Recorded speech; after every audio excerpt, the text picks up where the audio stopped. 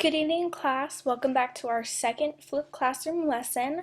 I know the first lesson may have been a little confusing due to the fact that it was our first one, but hopefully you're getting more comfortable with this type of classroom situation. Make sure that you guys take notes tonight during the lesson and write down any questions that you might have for me tomorrow, since we are going to go over character analysis tonight of the characters that have been introduced to us so far in our novel, in The Great Gatsby.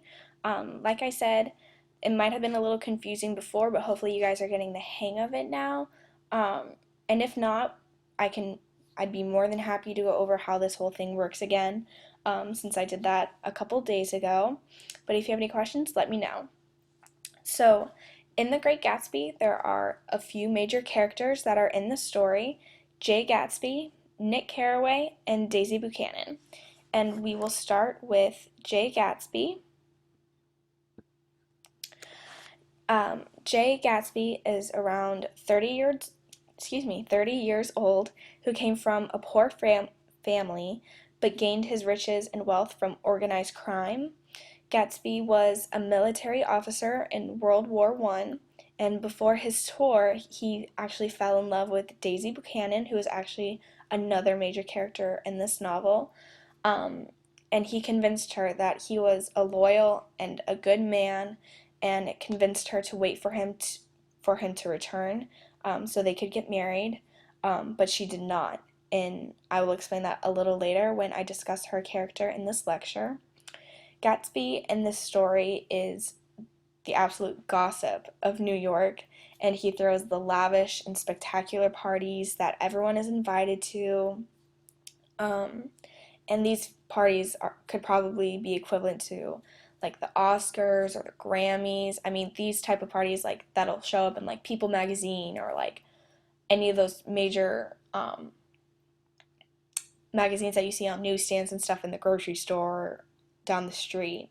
But as the novel progresses, in the beginning, Gatsby's character is um, vulgar and very flawed, and he's very dishonest. But as the novel progresses, he's actually viewed more innocent and loyal and a big dreamer. And we'll see that in the novel as it progresses as well, with the green light at the end of Daisy's dock. That has a huge part in why he's such a huge dreamer.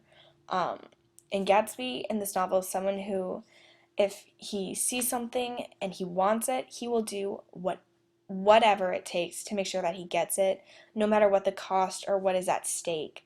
And that's a very important aspect. He has a lot of determination in his character and his personality. He'll do a lot to make sure that his secrets are kept safe, and it takes a lot for him to trust someone. But he trusts Nick Carraway very much so, and that is the next character that we will talk about in the lecture. He is our narrator of The Great Gatsby, actually, and he comes from Minnesota, and he travels to New York to pursue a career in business. He is the cousin of Daisy Buchanan, and he helps recreate the spark between Gatsby and Daisy in the novel.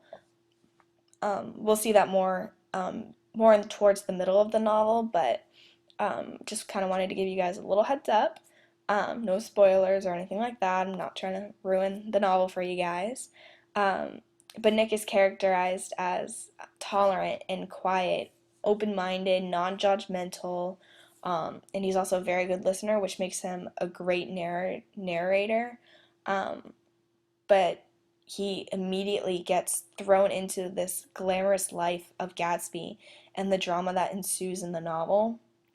He sees at first glance that the life in New York that he thought he would have and what he thought he was getting into is beautiful and fresh and something new for him to grasp. But underneath all of the glamour, he begins to see that life in New York and the way these characters live is so damaging and so uninspirational to him. And one of the reasons is because of his cousin, Daisy Buchanan. She's our last major character that we'll talk about for the evening. And fun fact, I know I said this back in our first lecture, but she is partially based off of Fitzgerald's wife, Zelda, who he met, like I said in the last lecture, during his tour, um, and he married her, and that's kind of how the characters of Gatsby and Daisy are about as well. She's a very young and beautiful woman from Louisville, Kentucky, who is the desire of Gatsby. And when World War I was happening, she was very popular with all of the officers, but she was supposed to, she caught the eye of Gatsby in particular, and he won over her heart. He had to fight for it, but like I said, he's one of those characters that if he wants something, he gets it. And he got her heart. And she was supposed to wait for Gatsby to return from the war, so they can continue their lives together. However, she marries Tom Buchanan because he comes from wealth and money and all of this luxurious things that she wants in life, that at the time she knew Gatsby would never be able to provide for her because of his family, um, his background history, I should say. But like Zelda, she's very much in love with money and herself as far as luxury goes. So Daisy is introduced to us as an innocent and naive person, but as the novel progresses, she comes off very self-centered, which we see firsthand when Gatsby takes the blame for killing one of the characters in the novel when it was really Daisy who was the culprit of the entire accident. And um, another prime example is a funeral that happens in the end of the novel.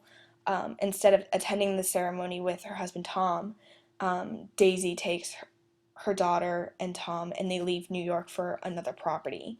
Um, so we see all these characters that in the beginning they have all these expectations, and we create these ideas and pictures in our minds of how they're supposed to be portrayed and everything like that, and they turn out to be something completely different by the end of the novel, which is something I expected in these type of canonical texts that we'll read throughout this semester. Um, but for right now, that is the end of the lecture. We have thoroughly gone through 3 characters right now, and we will be discussing the other characters at another time, but I did not want to overwhelm you all with information.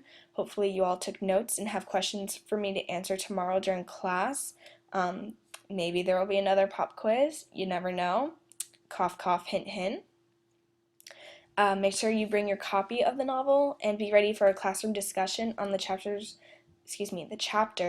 that you were um, to have read for tonight to be ready for tomorrow. Have a great rest of your evening, and if you all need to reach me, you have my email. If you do not have it written down, you can look at the syllabus that was given to you at the beginning of the year. Have a great night, everyone, and I will see you bright and early tomorrow.